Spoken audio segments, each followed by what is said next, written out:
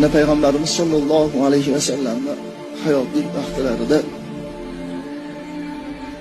Jabroil alayhissalom, Azroil alayhissalom, Mikoil alayhissalom, Isrofil alayhissalomlar sog'inishib Allohdan bir so'raylik, Rasululloh bilan bir didorlashib, bir gaplashib, suhbatlashib kelamiz deb Rasululloh oldilariga borish, Alloh oldiga borish. Ey Alloh, bizga ijozat ber, Rasululloh bilan bir suhbatlashib, didorlashib kelsin.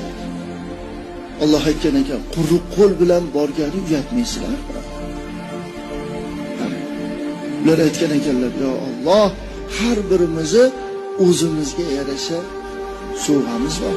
Mayli bo'lmasa bo'lsa. Borib didorlashib, suhbatlashib qaytayotgan paytlarida Jabroil alayhissalom aytgan ekanlar, yo Rasululloh, meni sovg'am bor, qabul qiling. Nima u siz so'zingiz? Sizni ummatingizdan kim kunda 10 ta salovat aytadigan bo'lsa, Sirot ko'pirigidan yaltiragan chaqmoqqa o'xshab olib o'tib ketaman. Qaranglar, yaltiragan Sirot ko'pirigi 3000 yillik yo'l, qildan ko'ra ingichka, qilichdan ko'ra o'tkir. O'tishligi jannat bo'lsa, toyilishligi jahannam. Yaltiragan chaqmoqqa o'xshash, chaqmoq charsatganda daqa olib o'tib ketaman. Oyog'i tegib tegmasdan olib o'tib ketaman. Shunda Azroil alayhissalom aytgan ekanlar, yo Rasululloh, meni ham sovg'amni qabul qiling. Qabul qildim. Nima sizni sovg'ingiz?